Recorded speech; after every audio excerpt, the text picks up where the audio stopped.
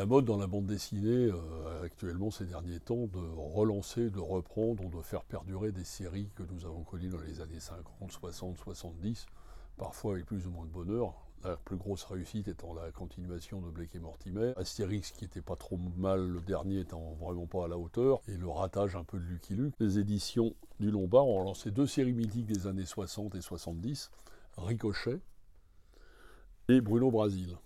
Hormis le dessin qui pour moi n'est pas aussi bien que ses illustres ancêtres, mais je m'y suis fait, ils ont à chaque fois eu l'intelligence de replacer, un peu comme Blake et Mortimer, dont les derniers albums sont situés dans les années 50, c'est-à-dire à peu près dans le noyau des meilleurs albums d'Edgar Père Jacobs.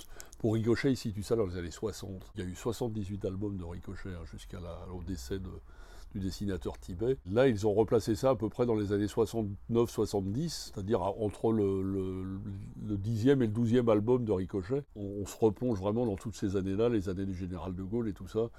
Les années vinyles aussi, comme on dit. C'est vraiment absolument superbe, très bien fait, et les histoires sont très bien soutenues. Donc c'est vrai que au départ, quand j'avais feuilleté ça, j'étais un petit peu embêté par le dessin, j'ai très vite oublié parce que l'histoire c'est exactement la même chose. C'est-à-dire qu'il ne faut pas s'attendre à des chefs-d'œuvre, mais pour les gens qui aiment bien ces vieilles bandes dessinées des années 50, 60, 70, on se replonge exactement. C'est-à-dire Ricochet, ce sera jamais que du Ricochet.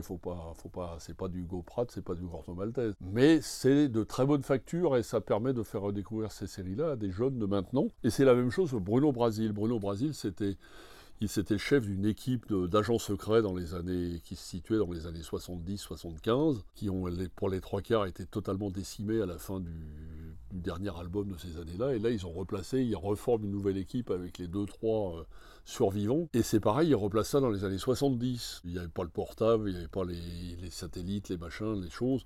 Donc c'est vraiment de l'espionnage et du truc à l'ancienne. Ça marche vraiment très bien, quoi. Je veux dire, ça match tout de suite. On est tout de suite séduit par l'histoire. Alors bien sûr, ça s'adresse plus à des adultes ou des personnes un peu âgées comme moi qui veulent se replonger dans les années 70, mais ça peut aussi intéresser, souvent les gens me demandent qu'est-ce qui aurait de sympa pour les ados qui changent un peu des mangas et des comics. Et ben, c'est des séries que vous pouvez leur faire relire vraiment sans problème. Et la dernière vraiment grande série qu'ils ont ressortie, c'est Tif et Tondu. Alors, Tif et Tondu, c'était vraiment la série du journal Spirou dans les années 50-60. Et là, c'est Blotch qui est à l'opposé total dans le dessin de l'univers de Tif et Tondu, mais qui nous a repondu justement une histoire avec sa sauce absolument superbe.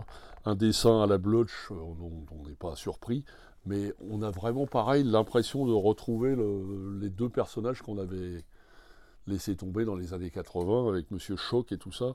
C'est absolument superbe pour tous les jeunes qui veulent redécouvrir des séries de papa ou même du grand-père à la mode un peu de maintenant. C'est absolument très chouette, vraiment très très bien. L'action se situe non pas dans les années 50 comme les premiers, mais dans les années 80. Donc là il y a le côté un petit peu années 80, sympa, pas de def, et c'est absolument très bonne facture, très bien fait.